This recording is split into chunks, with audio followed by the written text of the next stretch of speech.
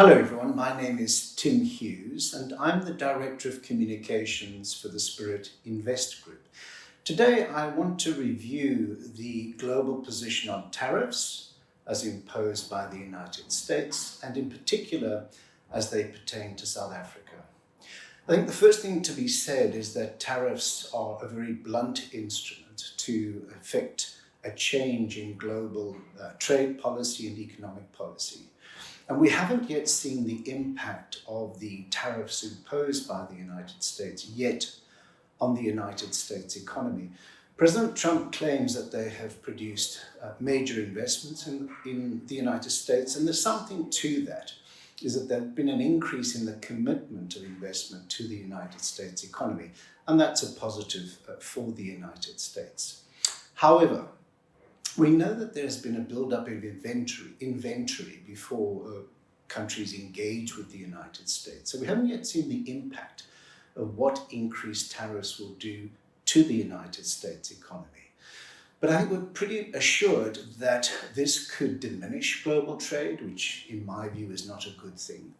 It could increase the cost to consumers in the United States, and it has a very high prospect of increasing inflation in the United States, which is something that Donald Trump wishes to bring down, and it could have the opposite effect.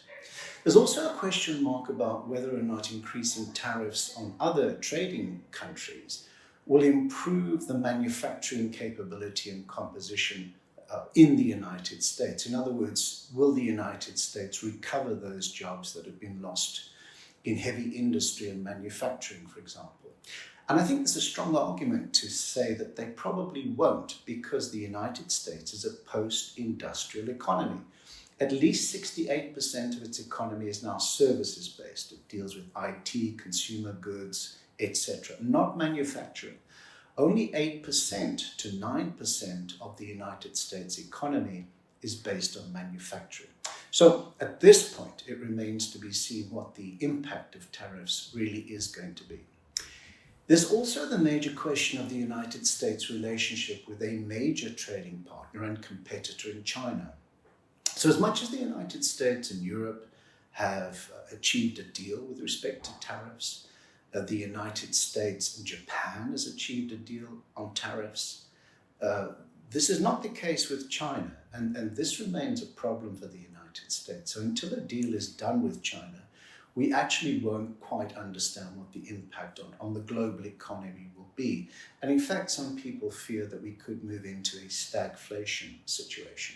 Moreover, the United States has imposed 50% tariffs on India, and that is a very counterproductive measure in terms of trade relations with India, which is a major competitor with China. So what about closer to home here in South Africa? Well, unfortunately, here in South Africa, we are in no man's land. In other words, we have not negotiated a deal with the United States.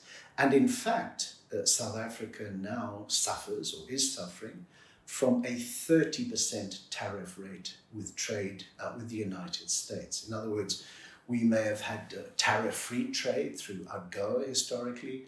Our motor manufacturing has benefited in terms of the AGOA relationship. Clothing and textile has benefited, and indeed our minerals, for example. Now, there may be exemptions for South African minerals, and there's a suggestion that the United States will not impose tariffs on South African minerals and exports of that nature. But in terms of our manufactured goods, currently we are in a 30% tariff environment. And unfortunately, here in South Africa, we don't seem to be negotiating anything like an acceptable settlement.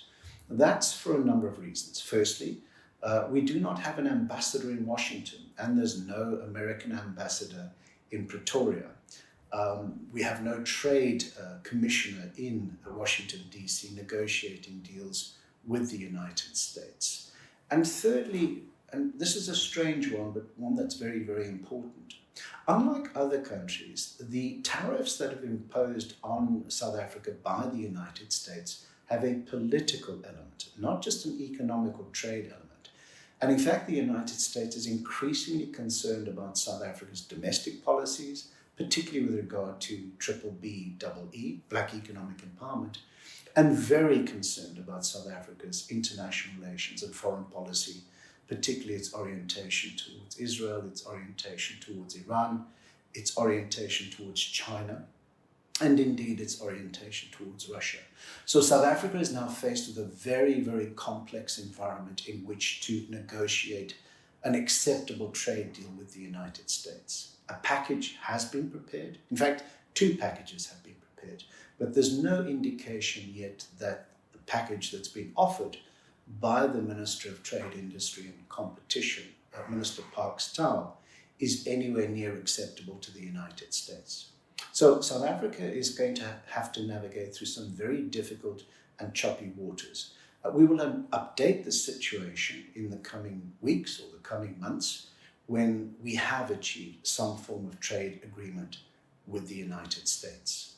Thank you for watching.